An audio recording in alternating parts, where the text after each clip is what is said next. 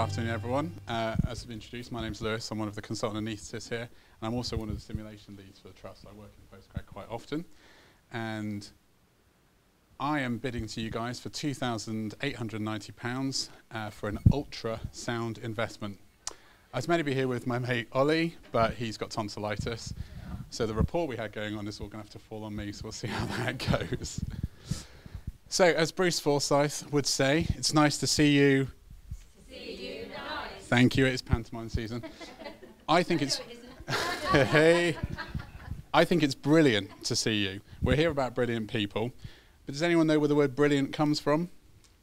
Neither did I, so I looked it up. So it comes from beryl, which is a precious stone, also beryllium is the element. Then it went to berillare in Latin, brillare in Italian, and then brilliant in Cornish here today. The reason I bring it up, the first glasses were made out of beryl because it's a nice clear crystal, and glass at the time production wasn't good enough. So I'm pitching to you the vision of brilliance, but we're also going to combine it with the sound of brilliance. Now I'm a doctor, and these items here are synonymous with my medical practice and with anyone who's a clinician. So that's the stethoscope from the 1700s, which was a rolled up tube to avoid a gentleman having to place his ear upon a woman's chest. I'm sure we all appreciate that. And this is the pinnacle of it now, 200 years later, and nothing has changed. It's a pipe you listen through. But we've got other ways of seeing what we listen, or seeing what we listen to.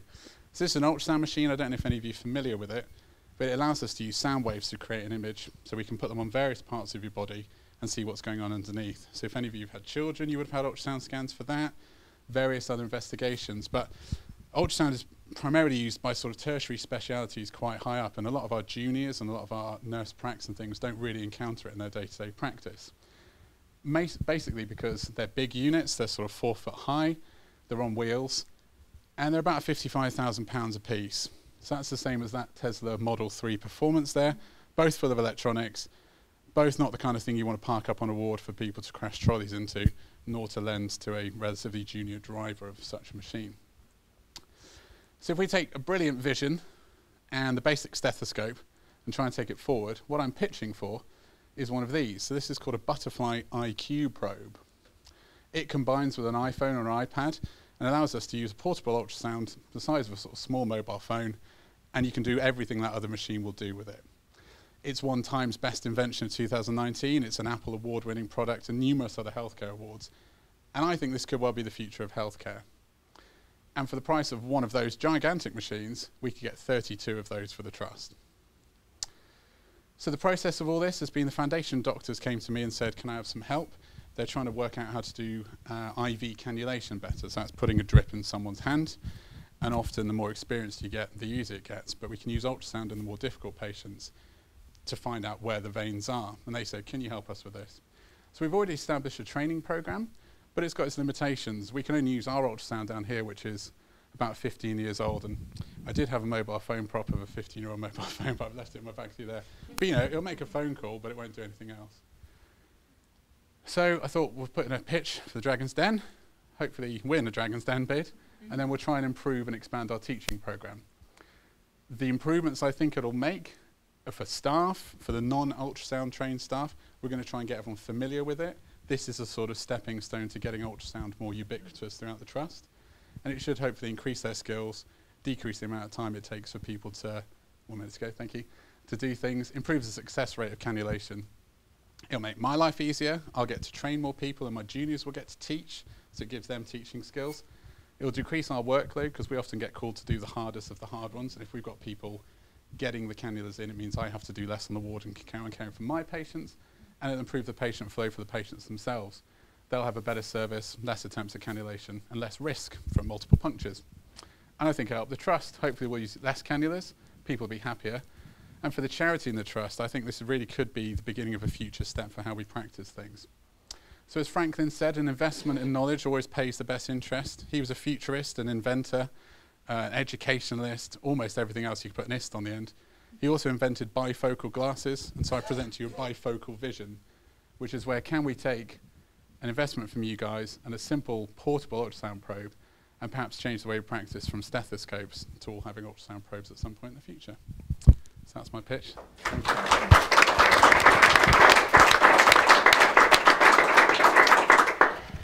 you very much indeed, Lewis. Questions from colleagues? Very good. Is it hardwired or is it a Wi-Fi? It's hardwired, yeah. Okay, so that's your range, is that wire? Yeah, which is why our pitch includes an iPad to use as a screen for this. But what it allows us to do is at the moment they only plug into Apple products, but all the junior doctors and most of the advanced nurse practice and things will carry iPods on the unit. So we should be able to just plug it into them and use each individual bit of kit with a probe. So it shouldn't require too much investment extra, but at the moment they are wired. I think it's because of the amount of data that it's got to be real time with no lag type stuff. Right. Thank you very much. I think if this was a Dragon's Den, I'll be giving you all of the money for 10% of your enthusiasm. It's fantastic. Thank you, it's very kind. I suppose the question is, why don't we have this now, and why isn't it across the hospital? Yeah, that's a good question. It's very new. There are only 2 other trusts in the UK that use it. And it's an American product that's slowly making its way over here, and it's of interest to those of us who are ultrasound practitioners. A lot of my colleagues do regional anaesthesias, that's nerve blocks and things, and they're all over this. I think it's really just, we don't have a lot of money to take a punt on something that we think should work but isn't proven as a portable device. We know the ultrasounds work, and there is just a routine of replacing like with like, and I think the machines we've got for anaesthetics are great and work very well, but it's this kind of stepping stone to say, I would hope we could demonstrate with this the usefulness of this, that actually then the trust would invest and say, this is a great idea, but we need to prove it from the data we gather from this. Okay, great, thank you. Lewis, you used the example of Tesla, and in my experience there's a fine line, isn't there, between buying something new when it's still in development and in the slightly scary, wobbly, expensive and not necessarily reliable phase to when it becomes mainstream. How confident are you that we're hitting this at the right balance? It's a good question. The actual technology itself is nothing new. Right. It's the way they've passed it down into size. And in fact, the technology they use is slightly different. Normally there's a thing called a piezo crystal, which emits a beam out and takes it back. And you only have one type for each probe, so there's a range of probes. This has got some fancy patented thing in it that will allow you to do multiple types of ultrasound probe in the one probe. They've been running it a few years in America, and it's got FDA approval and all that kind of stuff. I can't guarantee it'll work, but it's the same with any product. It's a new concept for making it personal, I think, rather than just a big machine, because people in the past haven't really wanted to take an ultrasound with them, whereas now there's that desire to do so. Okay, thank you. Anything from you, Kerry, that we've missed? Or? Just really around, because it is quite new, do we know anything about the durability and life expectancy of the probe? So we've also put a picture for a case to try and make it more durable.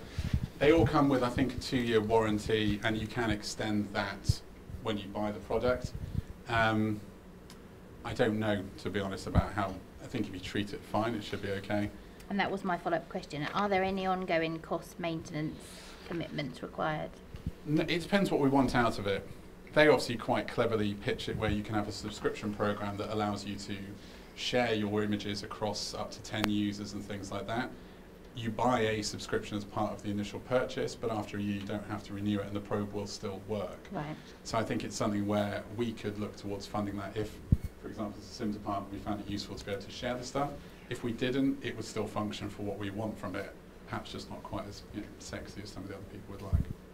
Brilliant. Thank you for a very engaging presentation. Thank Yes, you. thanks, Lewis.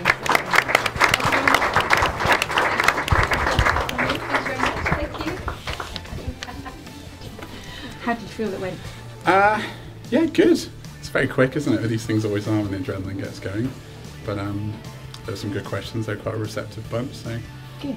yeah, I think it went as well as I could. My colleague, unfortunately, if Ollie's watching this, sorry, but he called in sick this morning with tonsillitis. Oh dear. So left it all on me to sort out. But I think I did as proud.